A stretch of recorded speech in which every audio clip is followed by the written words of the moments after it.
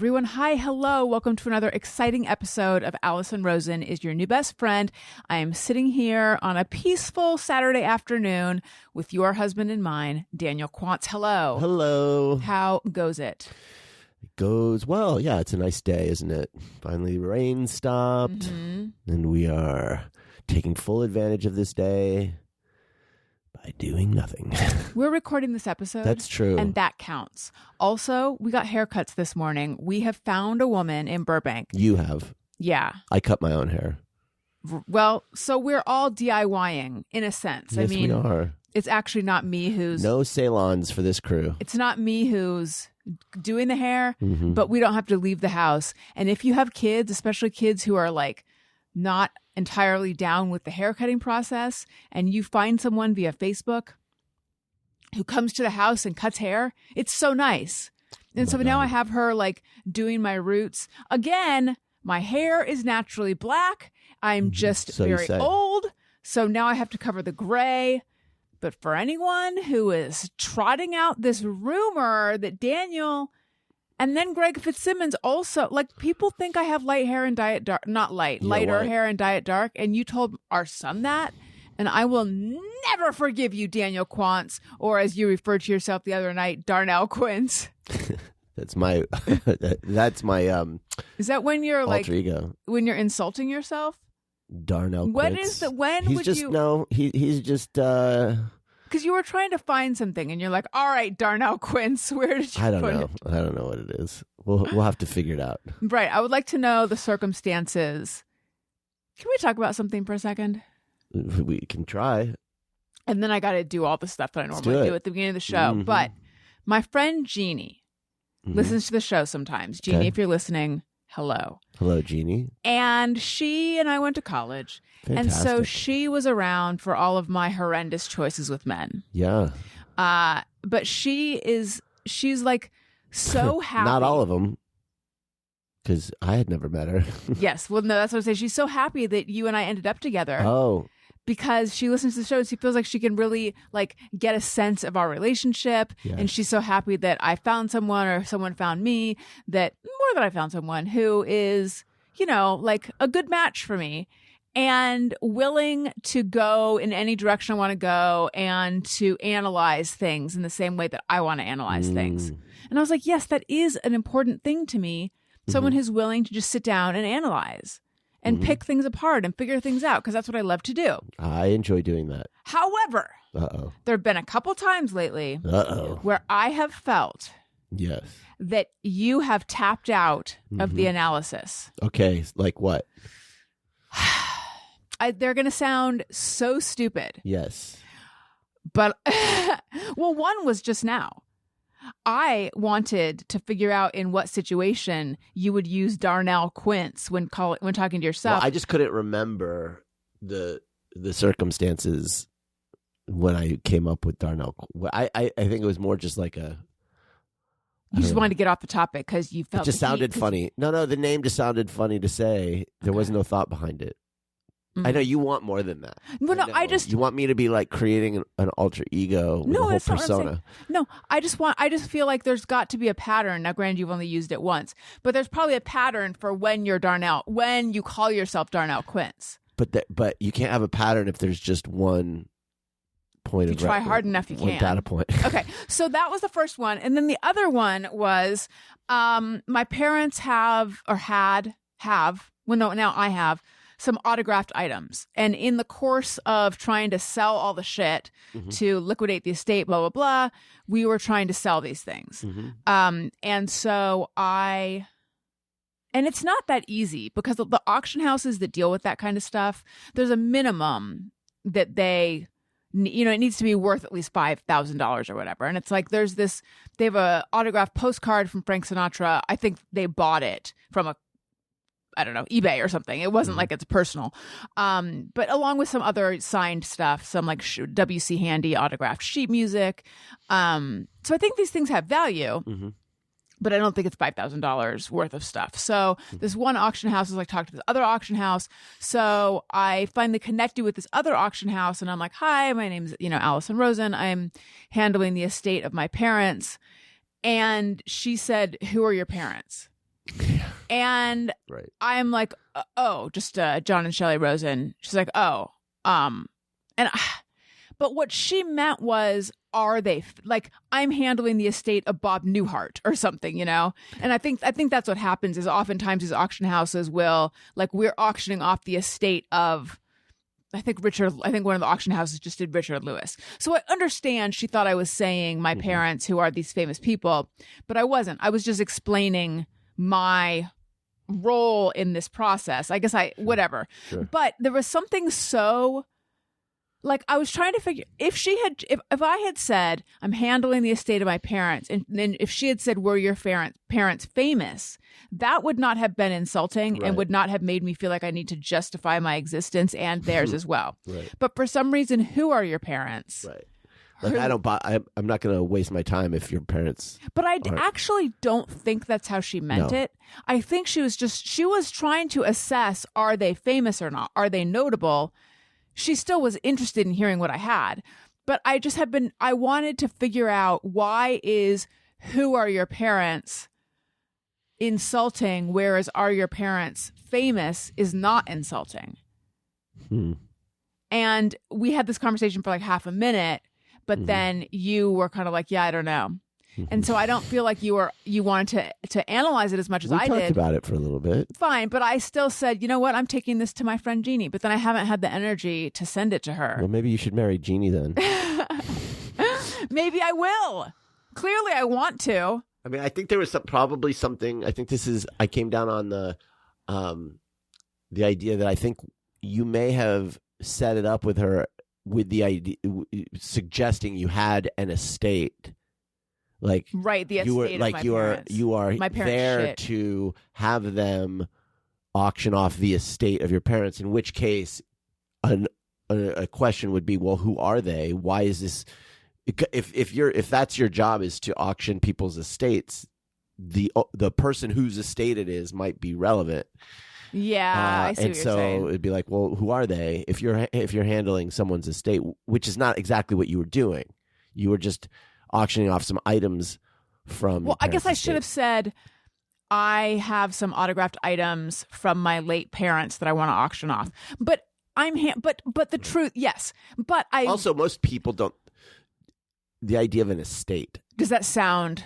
I don't know. Like, I don't think most people would, if their parents died, would be like, I'm handling their estate. That estate feels lofty. Yeah, it feels like, oh, okay.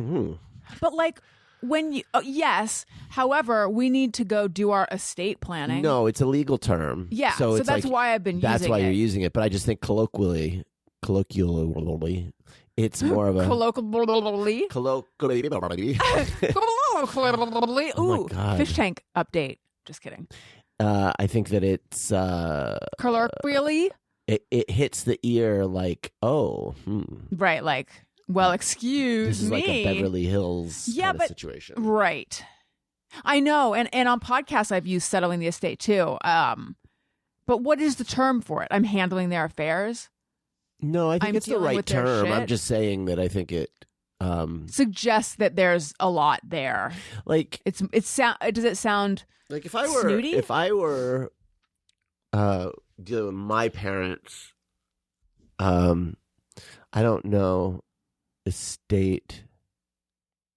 Yeah, it's a legal term. I don't know. So, it's like, my mom's parents both died when I was 7.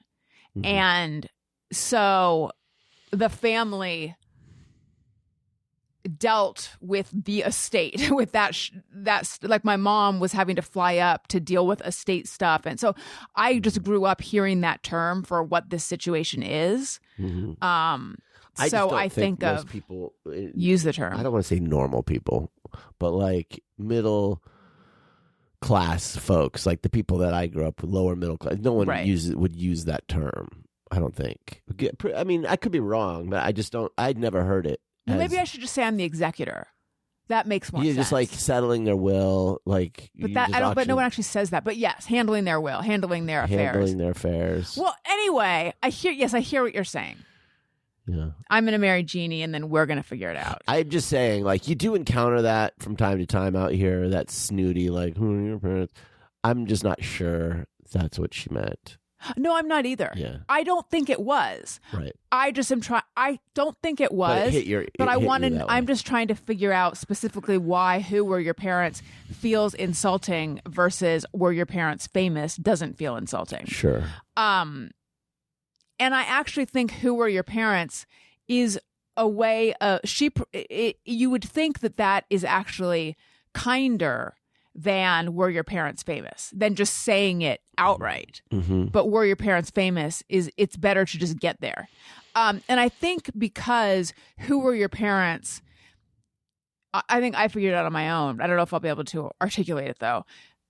"Who are your parents" makes it sound like, who are you? Like if you're not someone, you should chomp down on the cyanide pill. Like that's what it sounds like. Versus "were your parents famous" makes it sound like, okay, we can still have a conversation whether they were or not. It's a little bit like at Aquashella when the guy checking me in, when I handed him my ID, which is what you do when you're on a guest list. Having been on a guest list. I mean, I wouldn't know. I've never in my life been on a guest list. Over 4 times. I've never even been invited to a party. I've never gone to a party. See, that's why I love you, honey. So anyway, he said, "Why are you standing there holding me your ID? Handing me your ID? Why are you handing me your ID?" Well, and I was like, "Oh, I'm sorry that was the most insult. That was insulting. Makes it sound like I'm saying I deserve better treatment. That's not what I'm saying. It was the most aggressively demeaning exchange." And there was a list, though. That's the weird thing. It's not like he pulled out the list and it was just your name. So it was this weird. No. And then he was like, "Who are you?" Yeah, it was. No, I think I said, I'm Alison Rosen. I'm on the list. Okay, and who are you? I'm like, I'm a fish tank content creator. Like as though there's like really famous fish tank content creators. I don't know what I was supposed to. He just didn't recognize you. I'm handling the estate of my parents. You've not heard of it. I don't know what I was. Yeah. I'm an angelfish. Like I don't know what he was looking for. Yeah. I feel like he was just a dick. Yeah. But anyway, one of the greatest predictors of couples who aren't going to make it, according to stuff I've seen online, the Gottmans. Is that a website? Yeah. It's now a podcast too. It's this one. Yeah. Is if you turn away from bids for attention. Oh, is this that bird test? Bird test? There's a thing. It's like you go to your partner and you say, "Hey, honey," I may be getting this wrong. I think this is it. You go to your partner and you say, "Hey, honey, when I was out today, I saw a bird." And then if they're like, what kind of bird? If they start to engage in that. Yeah, this is that. But I've never seen it put that way. Then you know that, okay, this is a good match. You guys have a good relationship because they're interested. So there's all these TikToks of women who are like doing that. And you'll have some guys that are like fully like, "Oh my God, I saw a bird today too." You know, like that. Oh, making it about them? No. I'm kidding. Yeah. I'm sure I feel like if I said it to you, you'd be like, "Cool story." The thing is that I don't care anymore. So see, okay, well then I did. You're acting like I didn't engage in this. I did. We did talk about it. It's just that like there was no more. I felt like there was nowhere else to go with it. After, right, but I was still. Well, you could have continued to talk. I wasn't like I didn't say I'm done with this conversation. But anyway, you're turning away from my bids for analysis. A and B. I'm not. Is what I'm saying. I don't do that. B. Colloquially. Fuck. What was my B? Yeah. Oh yeah. Sometimes you'll start talking to me about politics, and I'll be in the middle of looking at Instagram, and I tell myself, "This is a bid for attention. Put your phone away and look interested."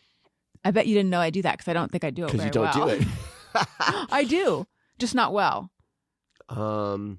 No, it's a bid for connection or attention or connection. I can't remember. I would say connection. Is that what you're doing? For attention. Is that what you're trying to do when you talk to me about politics?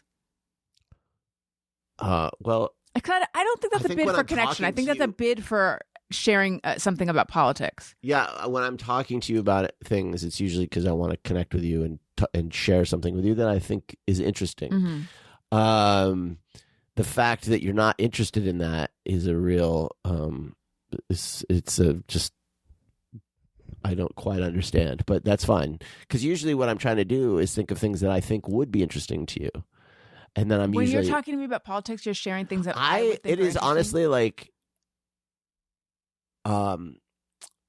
the idea that you're not at all interested in politics is actually something I'm only just discovering about you. I am interested in politics. Right. So this is the mind fuck, because then you will say that, and you will like occasionally be like talking about it. You are interested in that, like you have opinions, but then when I try to, I know that all day long when you're on your phone, there's nothing political on that phone. I mean, unless you're on like Threads or something. But like arguing, when you're, it's all just like plastic surgeons and fish. Okay, and so like there is this when we talk about bubbles. Yeah, you're in. I'm in a left wing bubble. You're in like a bubble where nothing penetrates other than those two things, right? I am grieving. And so like sometimes something will happen in the world, and I know based on you sitting there that you're not aware of it, or rather I know there's a very good chance you're not aware of it. I don't think that's true. I didn't even say anything specific. But I very rarely when you talk to me about politics, it is not to inform. Often it is. But I'm interested in that. It feels often like it's to rant. You're like, this thing happened. That's so fucked up. And I'm like, yes, I agree. Got it. And then you're like, I'm not done. And then you continue to explain why it's fucked up. And it's like, I got it. All right. Well, I mean, like I guess so. I mean, I guess there are times when I have no one else to talk to because I live in this house and I don't have like coworkers or anything that I can like socialize with. So in that sense, you do become the person that I have to. Can I say one more thing? It's not insulting. I'll be the judge of that. I also feel many times when we talk about politics that you are not there to. Actually, you're not there to inform. You're there to tell me something that you know, and maybe because you are in such a political bubble, you're not aware of how many terms and references you're using that I don't know what they mean, and I don't want to have to stop you and say, what is that? What do you mean? What is that? Who is that? What do you mean? Mm-hmm. So it becomes it's very abstruse to me. It's like another language. Like, I don't know that doctrine. I don't know that law. I don't know that congressperson. I don't know this. But you're not talking to me in a way where you're breaking it down to include me. It's just I feel like I'm being talked at. So it is hard for me to want to I can't connect with it because I don't have the same frame of reference you do. Well, okay. Like, I don't know. Without any kind of specific instances, I can only just go, okay. Like, well, next time we talk, right. I'll point out when I don't know what we're talking about anymore. I mean, it only makes me not want to bring that stuff up because the experience from my point of view is that I'll have something like I'll have had a thought about whatever, it happens to be. And I'll just be like, and then I'll want to have a conversation about it. And so I'll be like, hey, if you've got, like, I'll try to see if you have a second. And then if you do, I'll be just like, there's this thing, and there'll just be this look on your face of annoyance. And that sucks because I'm just wanting to have a conversation with somebody. I'm not like trying to browbeat you or like rant. I'm literally just like, I had something that's maybe driving me crazy or there's something interesting or whatever. And I'm just wanting to have a conversation. And you cast it as though it's this like bad thing, like that I'm doing a thing to you, as opposed to me just having a fucking conversation. And it sucks, frankly. I'm very sorry. Yeah, I pointed out to you the other day. Potentially the most real podcast we've ever done. I feel like this should be in couples therapy and not on air, but that's okay. Yeah, Go whatever. on. You brought it up. I did. So yeah, like I'm.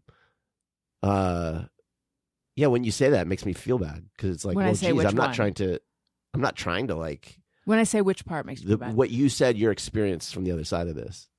I'm not trying to just talk at you. I literally think that I literally assume you're interested. And I also want your opinion. I'm not like just saying it to you. I want your thoughts. Like I'm trying to often I'm trying to work something out because it's a confusing time right now. Like shit is fucking crazy out there. And it's hard. Like I constantly am feeling when reading the news or reading takes like that it feels these days very much like and it has honestly felt like this since fucking 2001. Like there are certain things that are just plainly obvious and true. Like you'll see a thing and you'll be like, that's obviously this way. Mm-hmm. And then all around me on both sides, it's like everyone is out of their fucking minds. Like, what are you talking about? Do you have an example? Well, like, I don't want to talk about Just kidding. That was a joke. I want to bring up something that isn't going to get me, like, in the middle of an argument with anybody. But I will. Okay, just this week with the shooting in Minneapolis. Yeah. I'm not going to get too much into it, but it's like, okay, there's a shooting. You watch the video. It's pretty clearly, when you watch all the angles, like the situation is, that this woman was not a threat. This guy was not in danger. It's not clear if the car hit him, but even if it did, it bumped him. Mm-hmm. It's obvious that he was angry. It was obvious.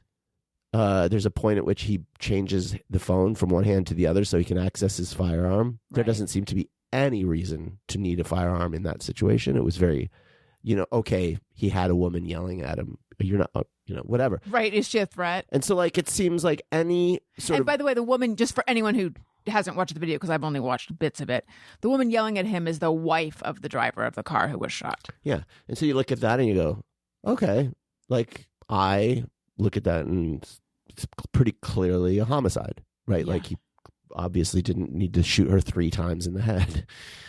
But then you'll see all these people who are like saying, no, it was self-defense and yelling at you. That's an example where it's obviously the right, where it's crazy. But there are plenty of examples where it's the other way, where it's the left and people who even I know and who are friends who are saying things where you're like, what are you fucking talking about? Yeah. And so often... Well, that's been our experience for the last few years, which is very confusing to me because you have gone back and forth where you are on the left to right spectrum. Yeah. I've always been extremely left. So to all of a sudden find myself so much more centrist. Yeah, I just don't and I do think feel like it's the party that's changed. I just do not think that I'm right or left, like, because those terms don't even mean anything anymore. Like, I don't know, like, what I would say. I guess I don't even want to say what I am, not for fear of anything, but just because I don't want to define it. Like, well, I finally realized for me, I am, and then let's actually move off of politics soon, but I'm very left-wing domestically, and then internationally I am pretty hawkish. Yeah, and but I like, well, my general attitude is like, I want to judge things based on what seems to make the most sense, and I'm open to a convincing to a persuasive argument. And I also understand that I don't know. It's like with Venezuela, like anyone who thinks they actually understand what's going on, what went into the decision, and you're fucking fooling yourself. Right. None of us have any idea because none of us really know what Trump's plan is. We don't know what he's planning to do, what the conversation. I'm not defending him. But it's like you can only make an assessment based on the limited, and I mean limited, information any of us have about anything. Right. And so, like, just calm the fuck down. And we do know that Venezuelans seem pretty excited about. Well, like there's some things about it that are clearly good. There's some things that are like, well, I don't know. But it's like, we don't know. And we don't know about almost anything. Okay. So it's like, so back to the point, when I bring it up to you, it's like, I want to have a conversation about it because I'm like, I feel like I'm taking crazy pills. Yeah. Like, I feel like some things seem one way, but then my, whatever algorithm has all these people saying something different, or people that I like who are close to me having an opinion that I feel is like an outrageous opinion. And I'm just like, sometimes if I say something to you and it's like, ooh, that's not a good, that'll like, oh, wait a minute, like that'll pull me, I'll say, okay. Are you talking about, I'm not going to give an example. No, but I'm confused with the dynamic. If I have an opinion that is just way off the mark or doesn't make any sense, I kind of want to like be able to run that by me. Run that by you. Like, am I way off the mark here? But I'm open to that. Right. Except you're not. I feel like, okay, let's both work on this. But one thing I'll say, this is such an off-air conversation, but I think it's, you know what it is, Daniel, that we're doing? It's brave. We're brave. I just don't even, I don't even think that there's an audience. I'm just talking to you. So that's the best way to podcast. Yeah, but it's like, sometimes it can get a little real, I know, but whatever. Former boss Adam Carolla said you should imagine that you talk into one end of the mic and the other end goes straight up your ass. He didn't say that to me personally. He said that's how we should all imagine podcasting and performing, meaning you shouldn't think about the reaction of people who are hearing it. I feel like he has the wrong end up the ass though, but go ahead. He's performing at the Kennedy microphone Center. Is not supposed to be up the ass. What? He's performing at the Kennedy Center. Of course he is. The Trump Kennedy Center. The Trump Kennedy Center. What I was going to say was, I understand that I've performed at the Kennedy Center. You have? In the boys' choir? Mm-hmm. Oh my God. What was it like? You want to hear this? This is funny. They were like, we're going to perform in the Kennedy Center. We're like, oh my God, I'm going to perform at the Kennedy Center. We get to Washington, D.C., and our performance at the Kennedy Center was in the lobby. Oh. They had set up some risers in the lobby, and we got to sing for all the tourists. But I can always say I performed at the Kennedy Center. To me, though, it's a little bit like, but by those standards, anyone could. Yeah. Even though I think it was like sort of, not sanctified, but like it was like okayed by the Kennedy. It wasn't like, if you're a tourist, you could just walk into the lobby and start singing, and you could say, I performed at the Kennedy Center. Sanctioned, thank you. So that's what it was. But anyway, go ahead. That's exciting. But did I ever tell you about Merv Griffin's? We're going to go to Merv Griffin's. No. Is it like a restaurant? It's a hotel. Okay. So my parents were such starfuckers. Not my mom. My mom was along for the ride. My dad was the real starfucker. He legitimately was really good friends with this guy, Herb Jeffries, with some of the autograph stuff we have, although I think we're going to keep it. Herb Jeffries, he was a famous musician. Mm-hmm. And they were very good friends. My dad looked up to him. It's like a father figure to my dad. And they had like lost touch, and then they got back in touch when Herb was old. And I think he lived out in Palm Springs, and they were musician friends. My dad used to play trumpet. My dad, continued to play trumpet. Not now, though. Your dad doesn't currently. I don't know, you actually. Don't know that. I have his trumpet. So, but I have not heard him play since he died, to be frank. So. Is that what Frank would say? Frank was always like, he doesn't play much. He hasn't played much since he died. Yeah. Anyway, so connected with Herb. And Herb's like, come on out. We're going to play We're going to play at Merv Griffin's. And so my parents were like, Alison. Oh my God. They're like, oh my God. And my dad never asked enough questions, or the appropriate questions, or any questions really. He just like pretended he knew what was going on.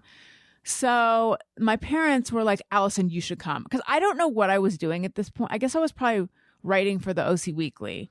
But they were like, we're going to, you should come because we're going to Merv Griffin's, and this, who knows what opportunities could be there, you know?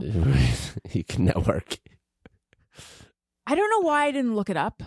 Well, one would not assume there is a place called Merv Griffin's. It was a hotel. We were in the hotel bar of Merv Griffin's hotel. Yeah, like I think that's actually a pretty easy mistake to make. I guess, yeah.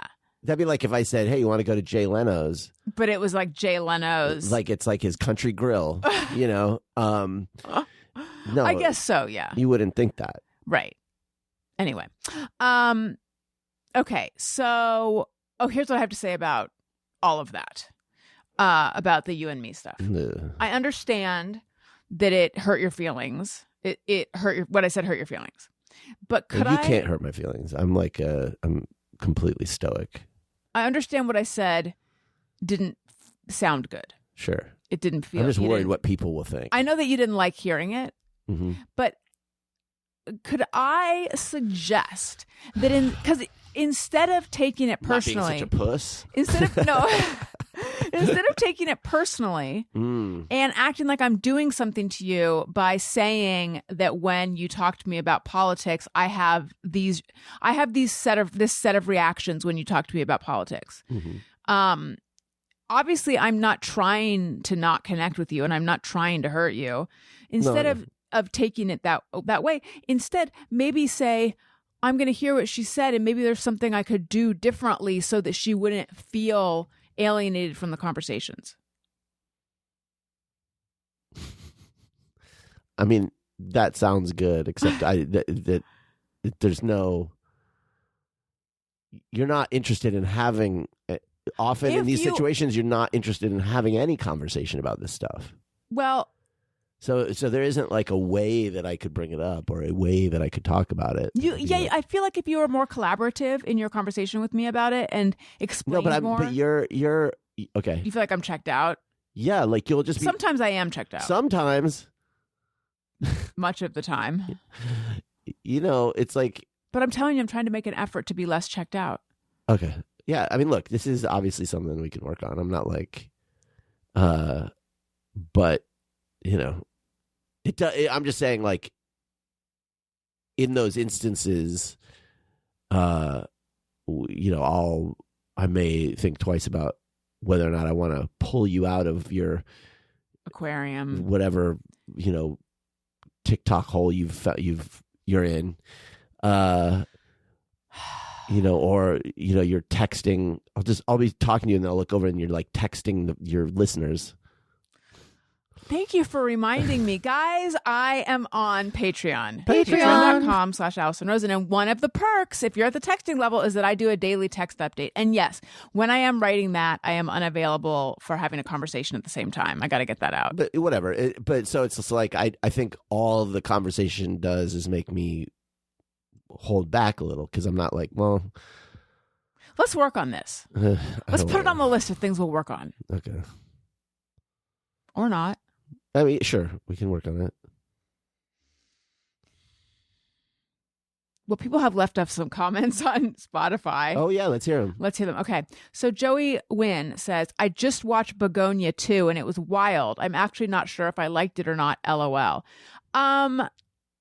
What is the movie about? Because Danielle Koenig... Oh, were you in the room when Danielle Koenig mentioned it? Okay. Or did Tony mention it? Oh, I think it was Tony.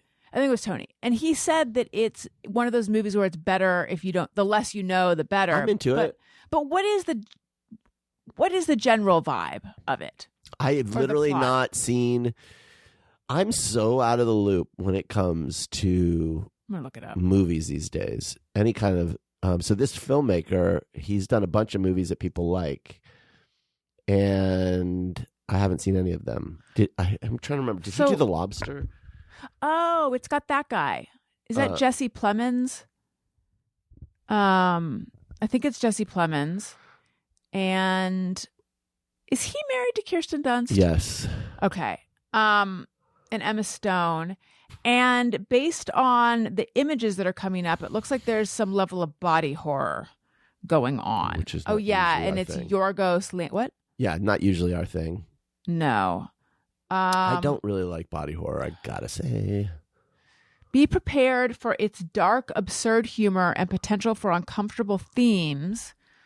I just want like a synopsis. 2 conspiracy-obsessed men kidnap the CEO of a major company when they become convinced that she's an alien who want to destroy Earth.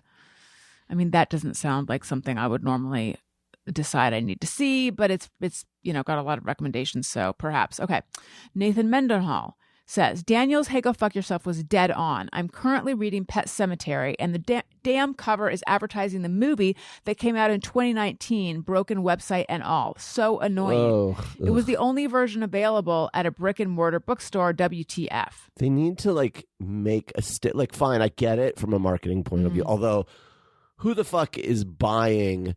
Who the fuck is like, I'm going to read Steinbeck's East of Eden because now there's it's a major Netflix. motion like picture. That logic makes no sense to me. There's no one out there. Right. Maybe a couple people, but generally I get it. Like there's going to be increased interest in something if there's a show, and so you put a sticker on it. My problem is not the sticker. It's that they incorporated it into the art. Yeah. So that it looks like a sticker, but it isn't one. You can't scratch it off. Do you know what I did? Put a different sticker on top of it. No, I have this paint that is. Have you ever heard of like the blackest black paint? There's like this really black paint, and there was an exhibit that featured this color. There's right? an artist. I'm blanking on his name. He's the guy that did The Bean in Chicago. He's like this very famous. I'm blanking on his name.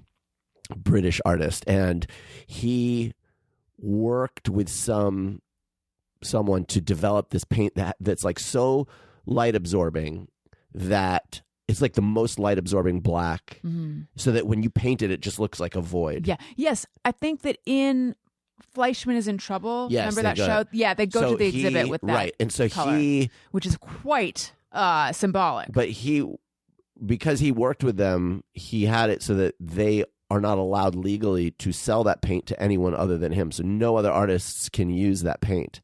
Wow. And so there is this artist in England, and I'm blanking on his name as well, but he has a company, I think it's called Culture Hustle maybe. And Dick Windsor. No. And he worked with some chemists and some people who develop paints to develop a similar paint that's like the blackest. And when you buy it... Is it blacker? It's called the Blackest Black. And when you buy it, you have to agree that you're not that artist. Yeah, like he won't sell it. He will not. He will sell oh my it to God, anybody that's except so that funny. artist. Yes, that is funny. So funny. It's very funny, and he has that's other hilarious. like similar. There's other like. There's like a blue, anyway, you can buy these very specific, colors. So I have some of that, and it's great. It is extremely matte.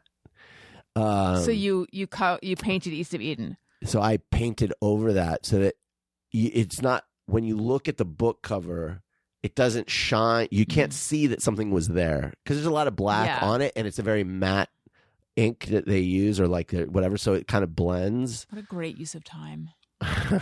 It was driving me fucking crazy because every time I pick up the book, I'm seeing that fucking N. Yeah.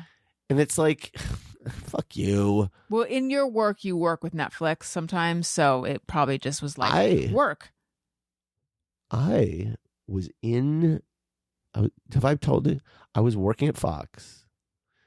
And I was in the meeting when Netflix was introducing themselves to Fox Home Video, because back then, they were doing discs and it was DVDs. I remember. And so it was like the big hi, here's who we are meeting with Fox. I think Sarandos. I mean, it was just a startup, right? And it's pretty weird to see like that group now basically running all of Hollywood. And so basically, because I was there, I'm someone that everybody should respect. Should respect. And fear. Yeah, and pay attention to, except you. You're like someone who like knows someone who knows the doctor who pulled the gerbil out of Richard Gere's butt. It's really only interesting to me now that I've finished the story. But from my point of view, it's interesting to me because I got to see the beginnings of this thing that has now completely dominated Hollywood, but perhaps I won't tell this story again. You workshopped it. It seemed interesting. Sometimes there's those things that are maybe this is adjacent. Wait a minute, is this what you're talking about that I do? Is this the thing I do where it's like I have a thing and I think that's interesting, and then yes, this is a thing that happens. Well, I don't know because this one was easy for me to follow though. I didn't. But I think this is a thing that maybe this is the through line with all of them. All right, which is often I'm a bad judge of whether something would be interesting to you or another person. And I feel like, oh, this is really interesting. I'll share it. And then I'll be halfway through the first sentence. And I'm getting a look that is some sort of blend of annoyance and disgust and rage. Just like if you were to mix it up. Yeah. And, but often I'll just power through to see if I can get to the interesting bit, like there'll be a payoff and then it isn't, like in this story. Yeah, well, some of that's just podcasting. Maybe. But I hear what you're saying. So Adriana, I like that name, says ER vet tech for over 23 years. Owners always lie about THC in the home. That's why we ask a million times. Usually when they find out we are not the pot police, they fess up. We just care about figuring out what your pet got into so we can treat appropriately. And yes, Vet MD is expensive, but we do not get subsidized by the government or pharmaceutical companies. We pay the actual cost of supplies. And unfortunately, we still don't make enough to live on. And lastly, yes, get the insurance, especially if you have pets. The only reason that question bothered me was not I wasn't really bothered this time. Yeah. When she asked. She was really confused because you had said chocolate-covered gummy bears, which made her think that they were small, right. Which was not what he ate. It was because when we took Oliver to the vet that one time and he kept going, and it was like he wasn't believing you. He wasn't believing me, and as it turned out, he was in kidney failure. Oh, Oliver was. Yeah. Oliver. Well, I don't think it was actually kidney failure, but he was having kidney problems. Yeah. And so and they didn't do those tests. Right. So it was like he was so sure. Right. That he missed. That he actually didn't pay. He wasn't taking me seriously and looking into other things that were causing this behavior. Right. Katie Madden says citrus. That's not what I'm trying to say. Citrus are a winter fruiting. Oh my God. Did I get into THC? You may have. Citrus are winter fruiting plants. That's so crazy that that's the case then, and that we think of lemon as a bright summer fruit. Because no one wants anything lemon flavor except maybe like a lemon bar. But that's not a notoriously winter thing. Right, like lemon just is not a flavor I'm craving at this time of year. It's interesting that citrus is refreshing because there's not anything like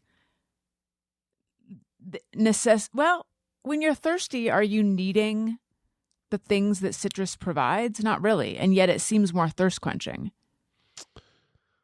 I feel like someone's going to be like, "Yes, you need vitamin C and potassium," but water. When you like, does it why replenish is something? Diet Sprite more thirst quenching than water? To me.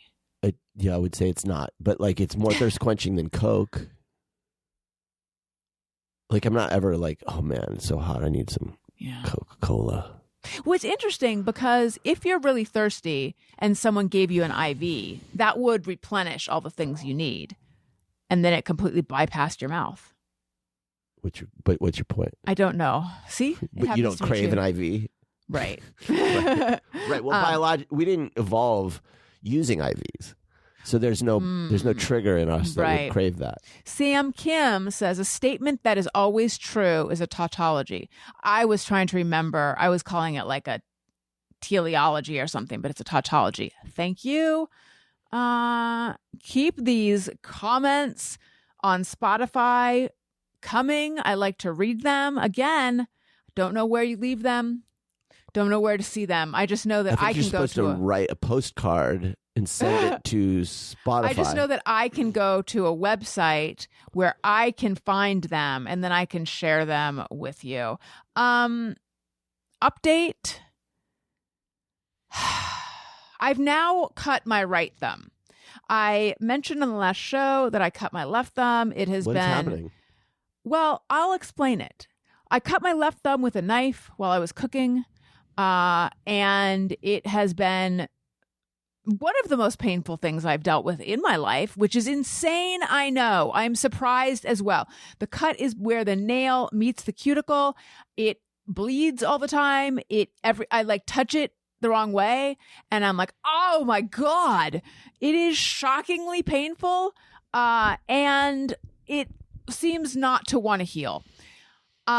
Also, I can't use my thumb without hurting it, and it turns out that I need to use my left thumb for roughly 99.9% of everything that I do. I can't open things. Like, I am a feeble person. However, something like a bag of treats that has a Ziploc top. Oh, yeah. I can't open that motherfucker. So then, because I am hobbled and hindered, I somehow cut my right thumb. Oh, my God. Which was my spare. Yeah. I'm right-handed. I don't know why I use my left thumb so much. My right thumb was my spare. And now What do you do? I want to walk into the ocean. Yeah. It is so annoying. Yeah. I'm surprised. It's probably not a surprise to you or the listeners of this podcast at how weak I am, both in my mental and just my like physical strength. Mm-hmm. But it's a surprise to me that this is enough to make me say I'm going to a state that allows me to end it. I'm joking, of course. It's not funny. But I remember I had Paul Rust on the show, and he had hurt his hand. He like dropped a glass bowl, and tried to catch it, and had sliced his hands. Okay. And I remember he was saying, if I remember correctly, I think he was saying that it's just really depressing. Like he's just found it depressing. The pain.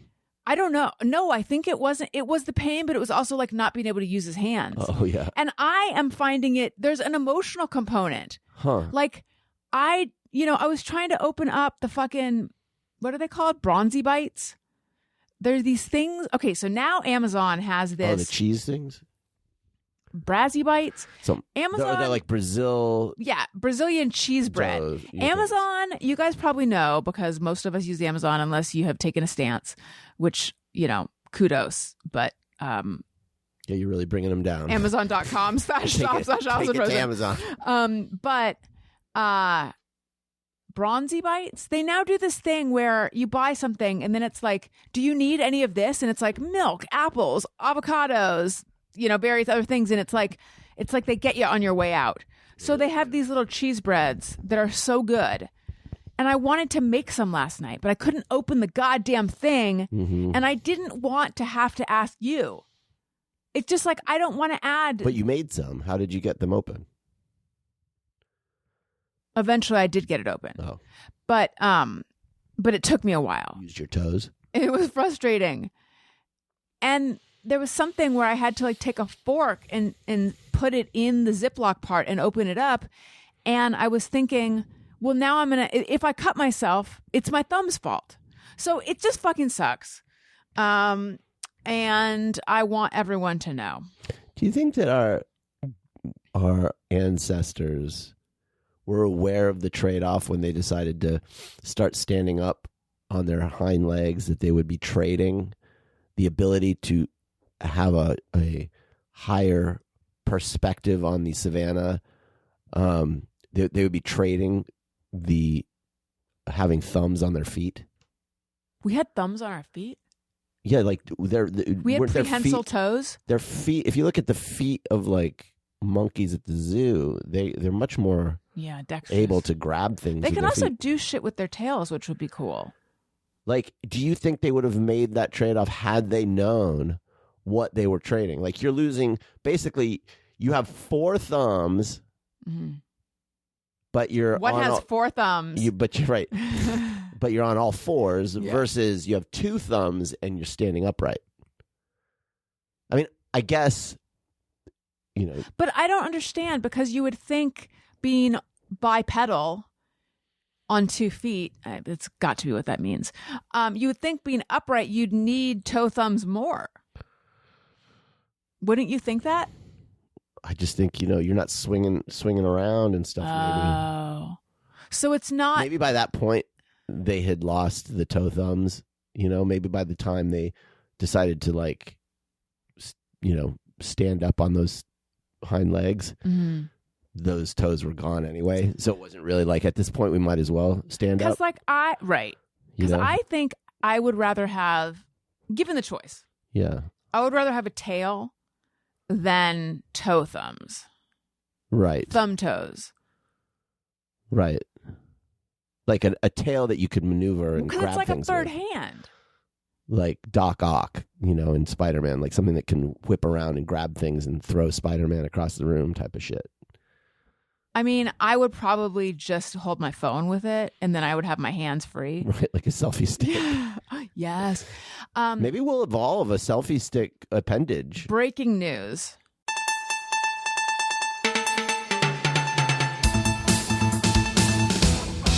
It's the news with Alison. Alison Rosalie's your best friend. Breaking news. So you know how I have become more friendly toward rats and mice, thinking they're cute and watching content involving I do them? not like where this is going. I'm not buying one or anything yet. Right. My thing was they're so cute. They have little hands. I mean, they're so cute. It's the tail that I can't get past because it's like a little snake, and I don't like snakes. It's just like, I don't know. It's just, I don't like it. But something changed. And now I'm like, oh yeah, like the tail is part of them. It's not like this nasty ass thing they carry around with them, even though it is. It's part of them. And I was watching how, I know that this paradigm shift is not being conveyed. What did you think it was? Like a scarf they were wearing or something? Well, it's sort of like when you snore. I try to tell myself this is the sound of the person I love keeping himself alive, but I still that doesn't work. No. It's a paradigm shift, all of that. Because I started noticing the way they use their tail for balance, and it just made it cuter. Like it's not like I'm saying. I think before it was just like this caboose of nastiness, and now right. I see it as a part of their them.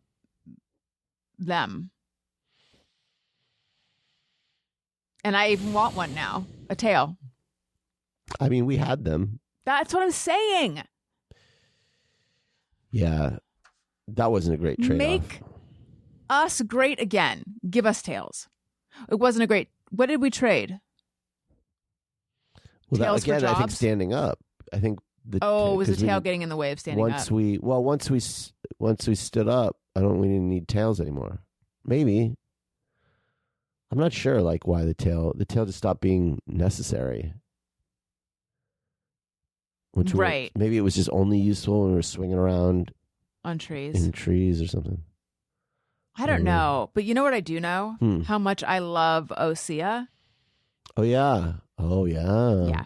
And I received 3 new products from them This is what we gave to my mom for Christmas. We gave her some of it, yes. Yeah. But we didn't give her the Dream collection because I had just received that.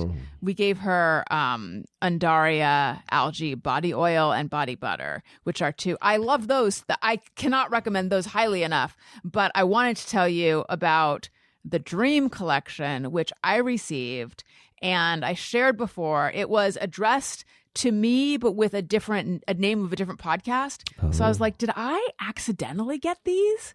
Because I'm not giving them up. I'm too excited by them. They smell like lavender. They have bioretinol sourced from seaweed in them. They're like lavender pink, which just looks beautiful. The packaging already looks beautiful, but they're so great. So the lavender is good because you put it on right before you go to sleep. So there's a serum, which I love a serum and I love an Osea serum. That's the one that visually it's like, oh, it looks so good right there. And then it's a great product. And then there's the body serum, No, you know what? I don't think it's called No, it is called. So there's the Osea Dream Night Serum. Or there's the Osea Body Serum, which has more of a lotiony texture. And then there's the Dream Night Cream, which I've been using on my neck. It is so like thick and luxurious. Give your skin a rest and say goodnight to dryness, dullness, wrinkles, and lack of firmness. It promotes a sense of serenity for a restful sleep.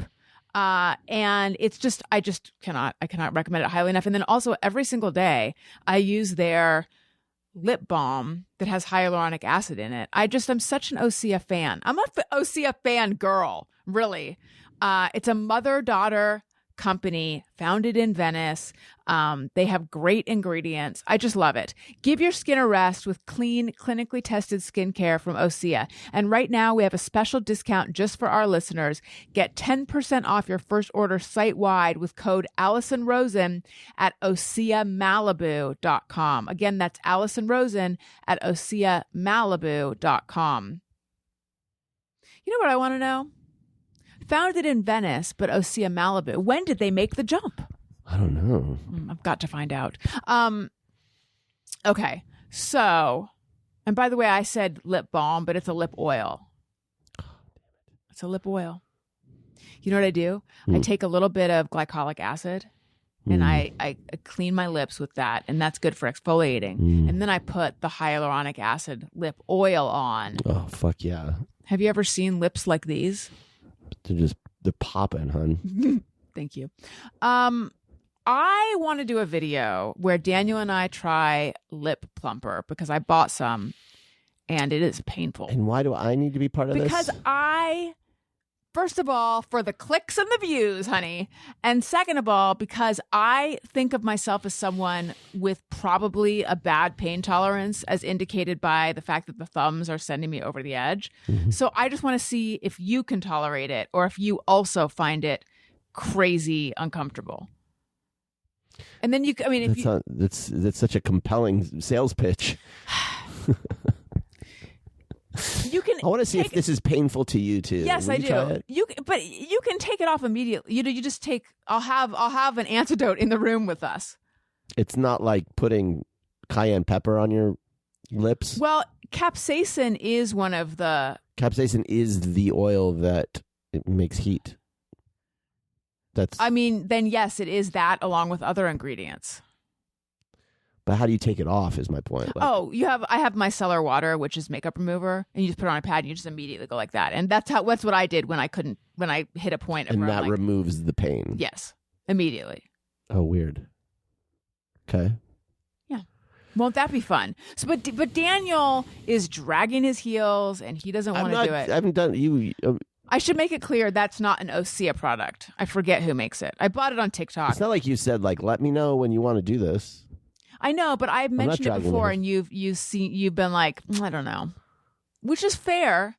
Listen, I was looking in my drawer trying to find something, and I didn't find what I was looking for, but I did find these smart ass 90s nostalgia cards, and I thought, I don't remember buying these, but anyway. Okay, who am I, Daniel? I am a singer born in Texas. Some fans call me the Mexican Madonna. I grew up speaking English, but succeeded in Spanish. I was the queen of Tejano music. This is not. I was murdered in 1995. What's her name? The one that J-Lo played, not Serena. Selena. Wait, are you supposed to read them all at once, or do you keep giving the clues if they don't know? I would say start with just a little bit, and then if I need more, give more. Okay, now do one for me. We're not going to spend the rest of the show doing this, but we're just going to spend a little time because I love a quiz. These are they all? What am I? No. The one I gave you was who am I? Okay, what am I? Okay. I was a nomadic musical event. The Horde Tour. I premiered in 1991. Lollapalooza. Yes. Okay. Give him now. It's too easy. All right. This is what am I? Okay. I am a U.S. crime drama. I premiered in 1990 as a weekly series. I took Cops? real crime stories and created fictional dramas. Hold on. America's Most Wanted? I depict both the investigation and legal 2020? sides of crime. Or no, what is it? Law and Order. Yes. Okay, one drama. more. Right, and then we're moving on.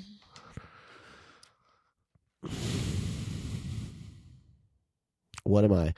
I am a U.S. sitcom that ran for 8 seasons. My family lives in Detroit.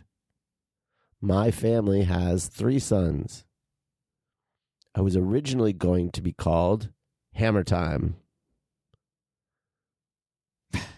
Wilson is my mysterious neighbor. Fresh Prince of Bel-Air was probably not in Detroit. My original Tool Time girl was Pamela Anderson. Yeah. Home Improvement. Yeah. I never watched that show. Right, Did you watch it? one More? to me. Because it's fun, right? Yeah, well, yeah, Okay. sure. Who am I? We are a rock band. Do you have any guesses? Only one original person still plays in the band. Wait, only one person like today? When this game came out, Okay. which was, I don't know when. Our 1999 album debuted at number 1 on the Billboard 200.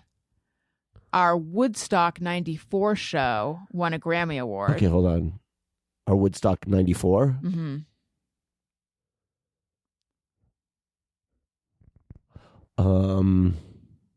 Go on. We double headlined with David Bowie in 1995. Is it 9 Inch Nails? Yes. How'd you get it? Because I knew that David Bowie did an album with Trent Reznor. I didn't know that. Oh, that's interesting. I didn't know that there's just one member. I mean, I only think of 9 Inch Nails as him. Right, me too. Um, Okay, one more for me, and then we move on. Okay. What am I? I am a 1990 film. Uh-oh. John Candy filmed all his scenes in one 23-hour day. My movie poster was inspired by Monk's The Scream. Planes, Trains, and Automobiles? No. Chris Columbus directed me. How many booby traps can one 8-year-old kid set? Okay. Home Alone? Yeah. There's always that one that's like too easy, but okay. I didn't even know John Candy was in Home Alone. He wasn't in it a lot. Oh, right. Hence, he filmed all his scenes in a 23-hour day. I want to tell a couple Owen stories. Okay. You know, actually, on the end of the Thursday show, we shared that Owen is autistic, which we've never talked about publicly before. And I've gotten responses from people thanking us, and I think people who also have special needs kids. So I thought we could probably talk a little more about that, because we haven't really gone into like how he was diagnosed and what it's like with him and stuff like that. But first, I just wanted to share 2 things. So he had a little bathroom accident at school, and he was sent to the nurse, and she offered to change him. And apparently, he said to her, "With all due respect, I'd like my daddy to do this." Right. Did he say, "I'd like my daddy to handle this"? Something like that. Yeah. It's just funny because it's like with all due respect. Like, I did not know he knows this. yeah, like I know that you take your ability to do this very seriously. With all due respect. But with all due respect, I'd like my daddy to handle this. yes. Yeah, he'll pull out these phrases and things. We're like, what? Yeah. And then he said something, and I was like, well, if you keep flapping your gums, if you keep flapping those I was being silly. Like, if you keep flapping those soup coolers. He said that? I said this. Uh-huh. And I said, soup coolers is a funny way to say lips, because you use your lips to blow on soup. And he goes, these are my fuck sayers. Fuck sayers. Like, oh no. I know he uses that way too much. He says fuck constantly. And he doesn't know what it means. But the way he says it. But he says it correctly. Yeah. He'll am I be like, fucking this? Am I fucking that? No, but he'll also be like, it's time to fuck. And I'm like, well, yes, he'll say that too. And that is the one where I'm like, oh God, I don't know how, I don't want to explain what, he has no idea what he's saying. and I don't want to explain it to him before he's asking what it means, but also I don't know how to communicate that you can't. I know it's hard. It's contained to the house right now, but it is hard because these children, both of them, are they want to know the why of everything. And so you can't just be like, that's a bad word. Yeah. Don't say it. You can't just lay down a law and have them obey it. They need to know why. And often, it's like, well, why is that a bad word? That's like not an easy question necessarily because you have to explain why that would be offensive to people. So today the haircutting person says something to him like, your hair flips and flops. And he goes, my hair dicks and docks. And then he says, my hair dicks and picks. And then he said, is dick a bad word? But he said dick pic. Oh. He was just rhyming. My hair dicks, dick pics. I don't know. He just was stumbled upon it. Yeah. Anyway, okay. So, it's hard. It's hard having an autistic kid. It's so fucking hard. I mean, I know I don't need to say this, but it's like, and yet I'm grateful that it's not harder. Oh yeah. I mean, he's like look, there are kids who are nonverbal who need so much more support than he does. We know people at the school and stuff, and it's like, they have it really hard. But like, with that said, it's hard, and it's definitely harder than other parents who have two neurotypical kids. Neurotypical kids, And I know that because Elliot is neurotypical. Right. So I know how it was having a 6-year-old who was neurotypical. And it's... Watch the flapping of the mic. And pardon me with the microphone. Here we go. Putting it back in the cradle. Yeah. I'm not... It's tough because you don't want to talk like, oh, poor me. But it's like, it's... It does... It's tough. What were you going to say? I didn't mean to interrupt you. No, I was just saying, yeah, it is. And then also you got to be careful that it doesn't become the focus of the family. And there's this thing called glass child syndrome, it's hard for which is Elliot. what the neurotypical child in a family where there is a special needs kid might feel, the idea that they're glass, like people see through them. I feel like we're pretty good with that.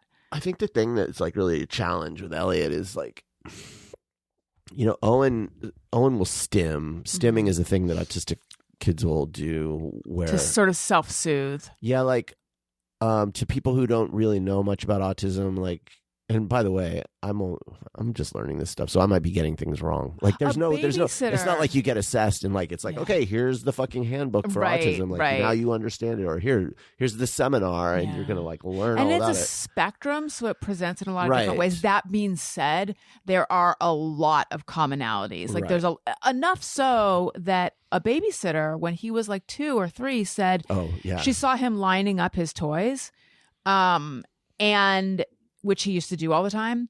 And she's like, you might want to mention that to his pediatrician. That could be an autism thing. And I was like, please. Yeah, he's verbal. He makes eye contact. Like what I thought autism was is not what autism is. And that's why it's also lining up toys is very like, are there any children who lined up toys who aren't autistic?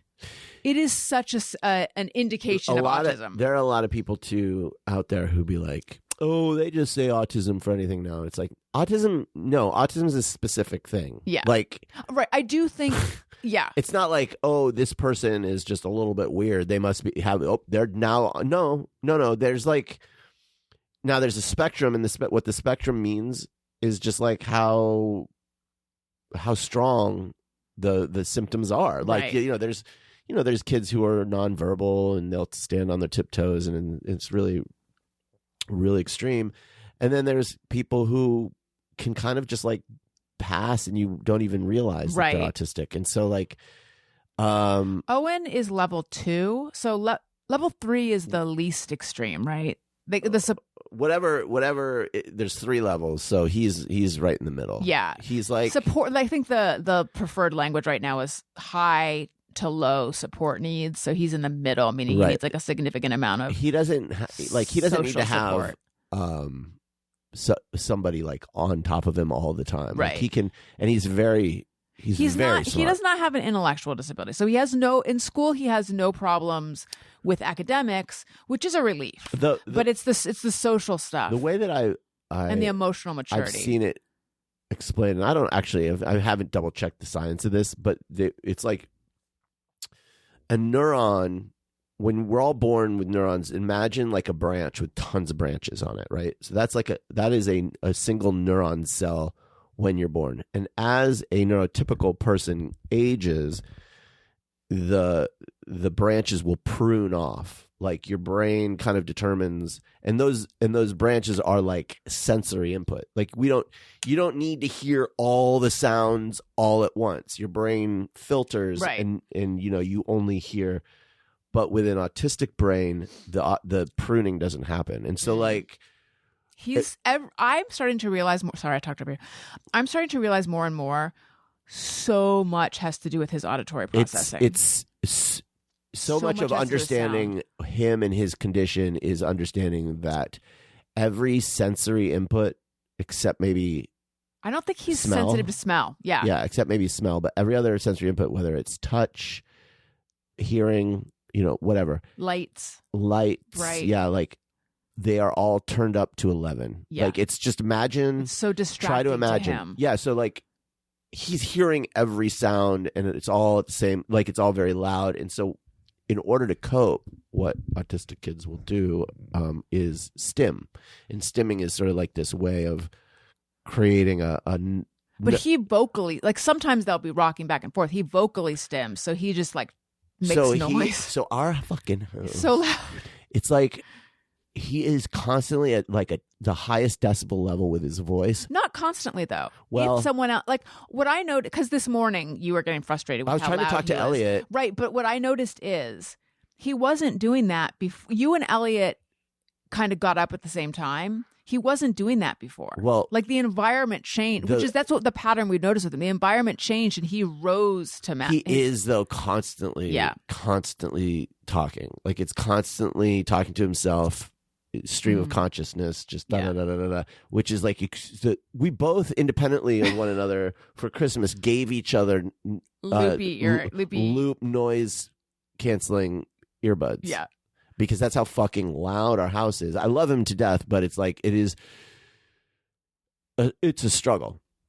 And the new OT woman though, she was assessing him and she's like, let me just try something. And she put on music and he became quieter. Right. So we're learning tricks. Yeah, I mean, this is all a process. Again, no one teaches you shit. Yeah. And look, I'm grateful for all the services that are out there. One of the realities of this kind of thing when you get into this world is that even though there are services available to families who have special needs kids, those services are not, in my experience, they're just not the best. They're fine, and like they're better than nothing. They're better than nothing, and I'm grateful for them.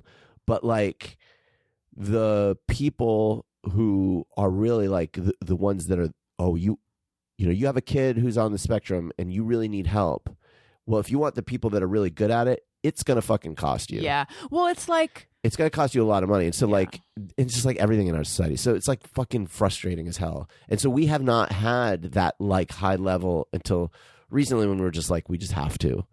And so it's sort of like, you'd send your kid to college.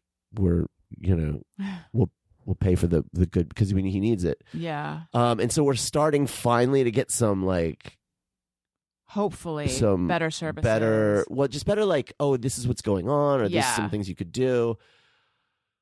Anyway, but with Elliot, the thing that I see that it's hard. It's like he, for him, Owen will be really be in his like personal space. Yeah, and just being deliberately annoying. Like Owen thinks it's really funny to disobey right now. Yeah, and I think because of his condition, it can be really frustrating for Elliot. And I'll see Elliot like get frustrated and then like act out. And it's really hard because on the one hand, see Elliot act out? Yeah, he'll like push Owen away or whatever. And it's like, part of that's just normal. His temper and just yell. Part of that's normal, right? Siblings, whatever. And so you stop it. You're like, hey, you can't. But then on the other hand, it's like, yeah, but I get it. Yeah. Like, I get it. Like, you're not wrong to be frustrated. It's frustrating. No, he's not wrong to be frustrated. And I don't want him to feel but like... I would love for him to handle it in a different way. So it's like, then we got to give him skills on how to do it. And he's way too young to be... I can barely fucking handle it. Like, how am I going to expect an 8-year-old? Yeah, anyway, I know. Well, whatever. So he goes to a social skills group, and Elliot sometimes tags along. And the last time no one else came, the other kids were sick. So it was just Elliot and Owen. And she said that she got a chance to really see the way that they interact. But she said it in a negative way. But actually I could find it. They weren't on their best behavior, I hope. Because you always want them to see how they really are, right? You want them to... Remind me to say something about that. About the best behavior. Okay.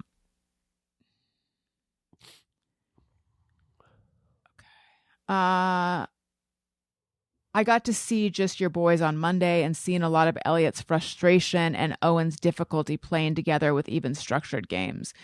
I think it would also be great to do a little bit of sibling work with them in the home in short increments so it feels positive, but definitely making this a priority for both of them. Oh, that would be great. Yeah, so I agree.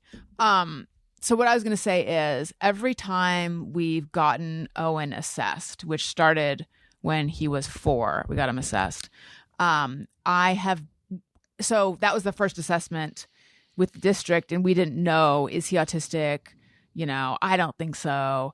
But every time there's this concern, sort of like your car not making that noise when you take it into the mechanic, like, what if he doesn't do the things that we see him doing? Because part of it is like we're in denial about... I think how extreme some of it is. Yeah, or just like maybe he's on the spectrum, but like we're kind of getting away with it by getting him assessed. So. Yeah. and then he'll go in for these assessments and he's just like... the most just very the most autistic kid you've ever seen. You're like, oh, okay, no, he's right. And I remember after that first assessment thinking, I don't know, not that what I want the outcome to be is going to have an effect on it, but like, I don't know what I want, because part of me wants them to say he's just a little bit eccentric. But he's not, he doesn't meet the level that we would consider autistic. And the other part of me does want the diagnosis, because then we can access services and support for him. And so then this was during the pandemic, I think. So we met on Zoom for them to tell us the results of the assessment. And I remember as soon as we got on thinking, oh, I know what I want to hear. I want to hear that he's not autistic. Like, I'm not wavering anymore. What I want is to hear he's a normal, neurotypical kid, and he's, whatever. And then I remember she did a screen share, and she pulled the report up, and I kind of like, my eyes went to the end, and it said, meets the criteria for autism. And that was a hard day, and then I was kind of fine the next day. But yeah, because we've had there's so many assessments, because then you have to get... So that was the assessment through the district. And then you have to get an assessment, like a medical assessment, which then makes it so your insurance will cover some of the stuff. And just at different points, there's just various assessments. And I always have this concern of like, what if he just is a totally normal kid this day? Like, and he literally has never once been. He's never been that way. And our joke is like the frog sings, because the WLWB thing. Yeah. So then that makes me think, like you were saying, are we in denial about how extreme it is? I don't think so, though. I now volunteer. I'm on the schedule to volunteer in both of their classrooms. I've talked about it before. And so I get to see him in his class. And I don't think we are, I don't think we're in denial about what's going on. I think we see it relatively clearly. I think we're clear-headed about what he's dealing with, and I think that the fear is just like, oh my God, like, will he be able to, get over this stuff, and will he be able to have a normal life, and And I think one thing that reassures me is when I look around now, knowing what autism looks like, expresses itself like, Yeah. What it is, but what the behaviors are. You see like so many adults, and like so many people who are like, oh, okay, there's tons of people out there who are successful and having lives who are clearly autistic. Yeah. Like to my eyes, it's like a color I can see them. Yes. And, and they're functioning. Well, whatever. You look back at your life. What are you going to say? Oh, maybe if you censored yourself, maybe you shouldn't say it. I don't know. Well, I have a suspicion that Taylor Swift is on the spectrum. Oh, yes. I think you've shared that before. Yeah. You have shared that before. You just didn't share that it comes from your experience with it. Like I there's just a lot of behaviors I've seen from her and things where you're like, that looks like, but And whatever. what's her special interest? Performing? Music. Yeah. Yeah. Music and songwriting. That's it. Like autistic kids often have a special interest. Yeah. But like I'll look back at school, my own life. Same. And every fucking kid who was picked on, all the nerds. It's like the outcast. They were always. They I were know the all whole kids Revenge on the of the spectrum. Nerves. All nerves. Revenge of the Nerds is just like it's like autistic minstrel. Yeah, I haven't seen that movie in those are years, all but- exaggerations of behaviors, Yes. sure. But like, you just go, oh my god, all these kids, and they didn't know what to do. They just warehoused all these. Thank God, we are now in a time where We're so those lucky. kids are treated so much better. Yeah. Like we had an IEP meeting. An IEP is an individualized education plan or something, which like twice a year we meet. And so we were in the room with the principal. So we go to a public school. So the principal of the school, speech pathologist. It's crazy. He gets what's it called? Adaptive PE. Mm-hmm. Just all the little services he gets. So the people who provide all those services were in the room and all going around the room talking about how he's doing, whether he's met his goals and what the goals or adjustments for the next period of time are going to be. And I was just thinking, we're so lucky. Fucking lucky that there's all these people who care about how he's doing and who are invested in helping him make progress. And also it is only because the laws require.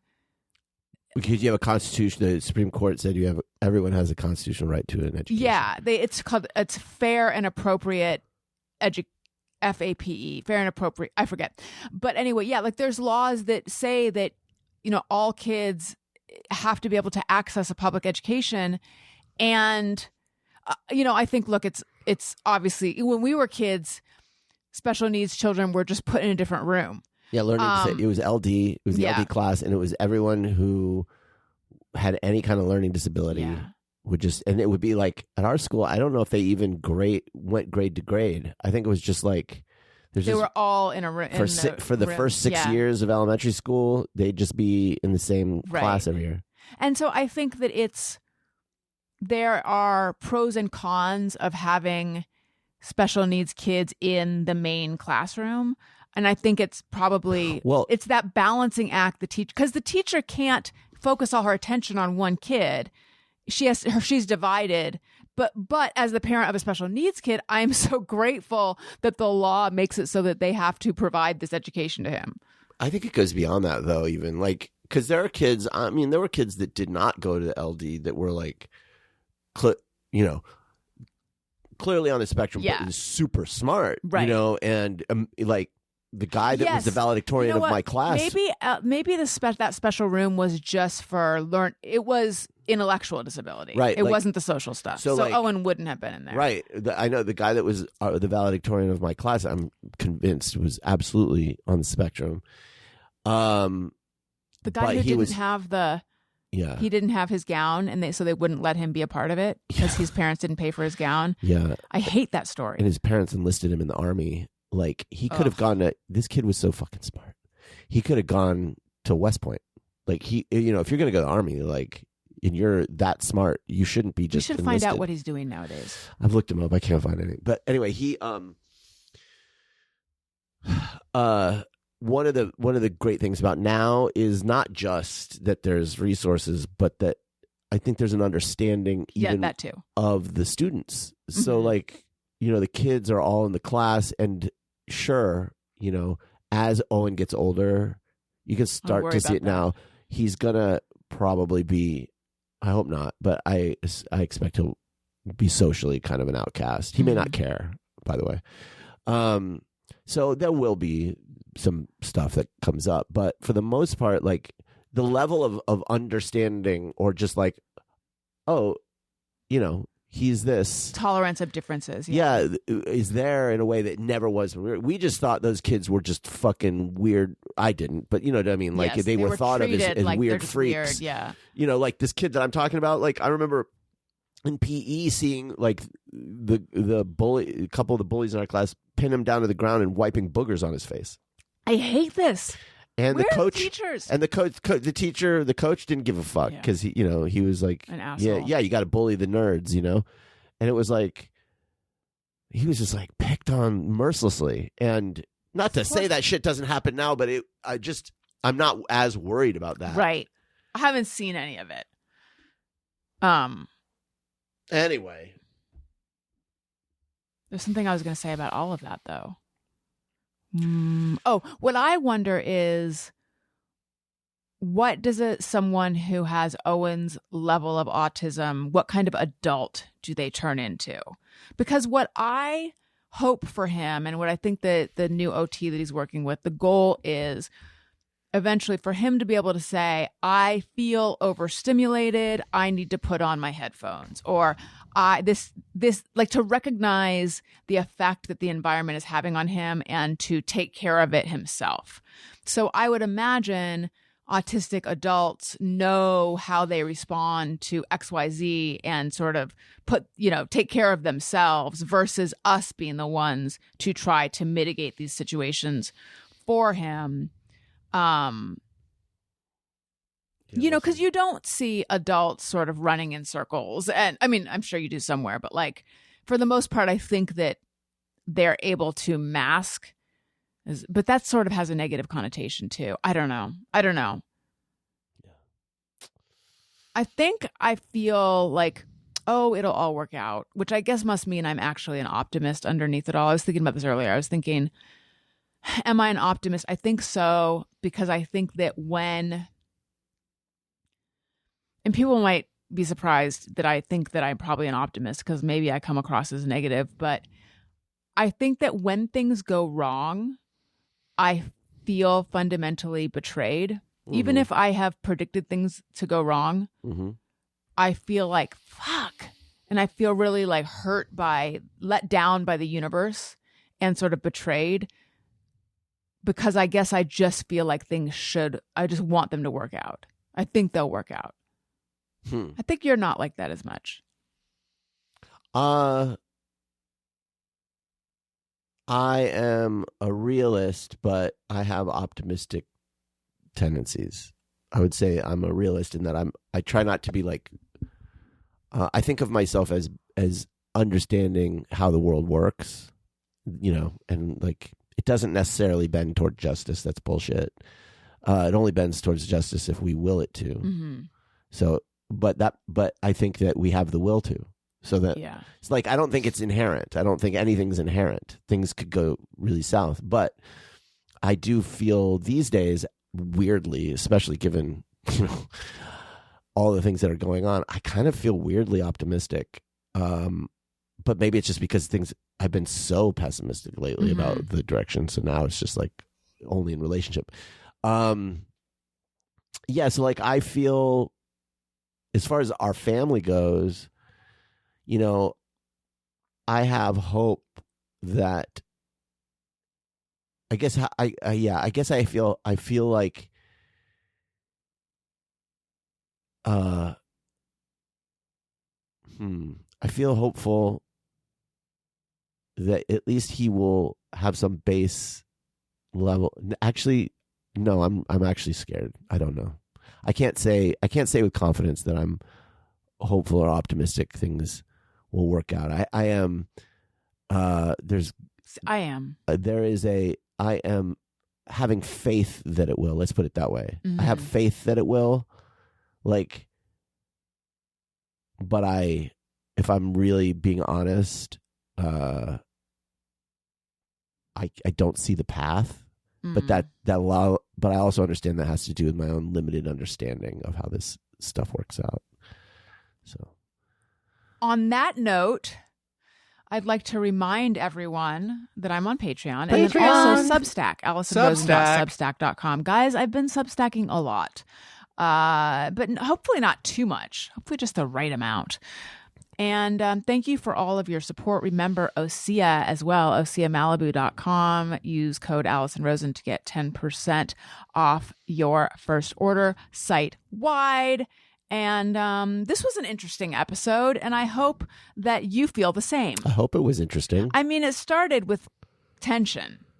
It started with, like, you are sitting in a couples therapy session. But then, there was that show, Couples Therapy, which was really good.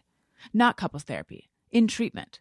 In Treatment was great. Couples Therapy is a show. I just haven't seen it. I've heard Couples Therapy is really good, too. Yeah. The woman apparently is really well known. Oh, is it? Therapist. Esther Perot. I don't know. Yeah. So it started with that, and then it turned into a discussion of life. God, I hope that's interesting to people. Like, which part? I would have Which the part? Autism stuff. I'm not sure I would have been interested in that before. It affects so many people. So, like, I'm not even worried about if it's interesting or not. No, I know. Like, well, now I got to find out who hosts Couples Therapy. Is it a podcast or a show? No, isn't it like a show, like Showtime or something? Oh, no. Now it just thinks Couples Therapy TV show, because now it just thinks that I'm, asking about, I don't know who this is. Dr. Oma Guralnik, a renowned New York psychoanalyst. Well, I want to go watch that show. All right, everyone. Thank you for listening. I love you. You matter. Goodbye. Hey, do you know about the Alison Rosen Show?